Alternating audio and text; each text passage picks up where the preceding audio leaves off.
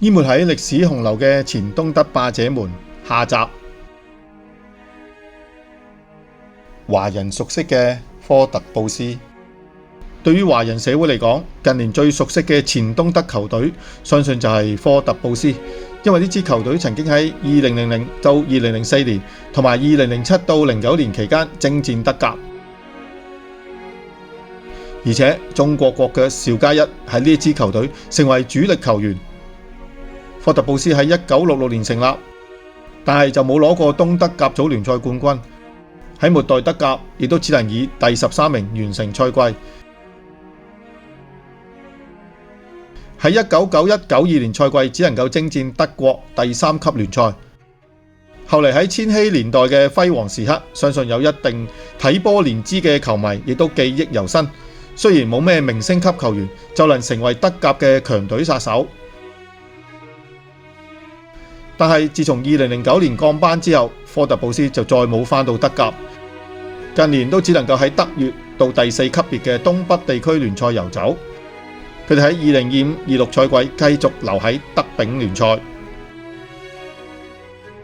歐洲杯賽冠軍馬格德堡，馬格德堡成立喺1965年，1973-74年賽季係馬格德堡歷史上最成功嘅賽季。佢哋喺呢個賽季嘅歐洲杯賽冠軍杯擊敗 AC 米蘭成為冠軍。馬格德堡喺1990-91年賽季嘅東德甲組聯賽奪得第10名，因此只能夠以1991-92年賽季參與第3級別嘅中部地區聯賽。德國統一之後從未參與過德甲，多年嚟只係喺低組別嘅聯賽比賽。近年就係德乙聯賽嘅核心球隊。計劃經濟嘅後遺症。縱觀以上稍具名氣嘅東德球隊，都不約而同咁喺東西德統一之後，冇一支球隊能夠喺德甲有好成績。大部分都喺德乙甚至更低組別嘅聯賽度日。德國統一之後嘅呢30幾年間，經濟基礎雄厚嘅前西德地區足球發展迅速。除咗拜仁慕尼黑外，仲出現過唔少強隊。但係前東德地區嘅球隊喺德甲無法競爭嘅現實，亦都一直無法改變。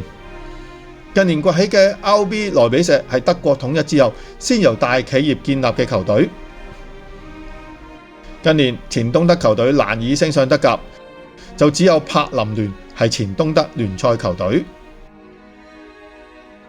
缺乏足夠資金、球隊經營不善、營運方式落後等原因，導致東德球隊處於財政狀況困迫、負債累累嘅困境。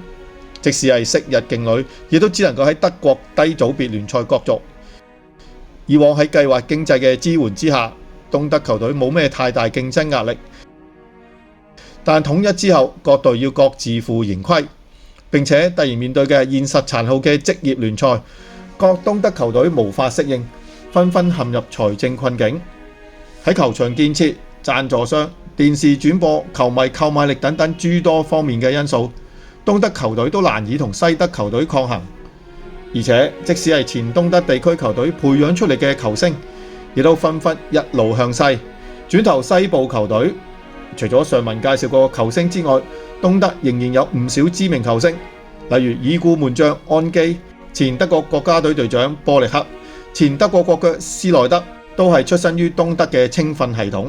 不過全部都喺前西德地區嘅球隊揚名立萬。